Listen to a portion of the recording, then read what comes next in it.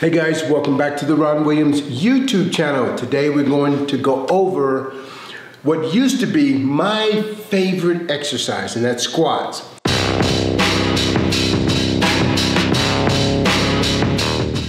I remember when I started squatting, man, I loved that exercise so much. But after years and years and years of diving, I actually broke my back doing platform diving. And the doctors told me, you'll never squat again. Oh, how wrong they were. I even squatted more than I did prior to that. My heaviest squat was 625 for 10 reps. At one time I was doing 315 pounds for 50 reps. Because I felt like, you know, when I started off, I said, if I can do 315 for 20, I can definitely do 315 for 25. So I did one squat per week, and I thought, one extra squat per week until I got to 25. And I thought, well, what is my limit? Is there a limit? And then I set a goal. I said, I am going to do 50 repetitions on squats. Watch this. As I was squatting, I would go down, ooh, and I would drive it up. And then after I had done 20 reps, it looked like I couldn't do another rep. But I had continued to condition those muscles in such a way where even though it looked like I couldn't do another rep, I had built this endurance in the muscle. The glycogen storage had fused in the muscle where I could do reps even after it looked like I couldn't or wasn't supposed to. The most important thing is the structure. I had to keep the form as tight as I possibly could because the body eventually will develop, but the structure and the bone structure and the joints, when you get heavy enough, you begin to damage the bone structure in the joint. So you have to be very, very careful on keeping the proper form and technique. So after I had did 25 reps, I thought, I'm gonna do 50 reps with squats. Just this crazy thought came into my mind. If I can do 25, certainly I can do 50. And so I just started doing 1 to 2 squats more every week. And I'm telling you, after I hit that 50, when I hit that 50 reps, I put the weight down and fell on the ground and laid there for about 15 minutes. And this euphoric feeling came over me. And you wonder, how can people run 20 miles? Well, they started off with 1 and they worked their way up to 20. How can people run a marathon? How can people run 100 miles? They can do it by gradually building up. The body is amazing how it adapts and adjusts to the environment that we put it in.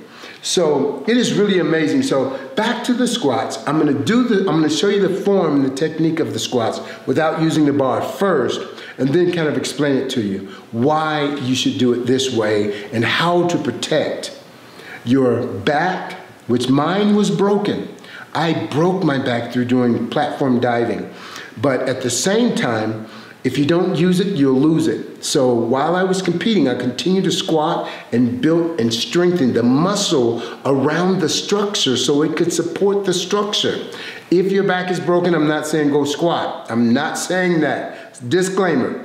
But I'm telling you what I did. Okay, now the first thing you want to do is make sure your feet are wide enough apart. If your feet are close together, your knees are definitely going to go forward. If you're doing front squats, you're isolating the quadriceps. You can't use as much weight because you're taking pressure off the glutes and off the hamstrings. You want these muscle groups to be involved also. So you get your feet shoulder width apart, is where I start, and then just a little bit wider. Why? Because I want to get the glutes back. And if you'll notice, my shin bone almost stays exactly the same. So here we go. Down, hardly even moved. When you start doing this, there's a problem. All the pressure goes to the joint itself. So the movement is back into those glutes, up, back into those glutes. So when you're holding the bar, it's the same thing. When you hear people say, make sure you keep your back straight, they're not talking about straight like this, but straight in the position you're in. If you're like this and you go straight down, That is one thing very, very uncomfortable, and the weights will not allow you to do that. Impossible, will not allow you to do it. So, here we go with the weight.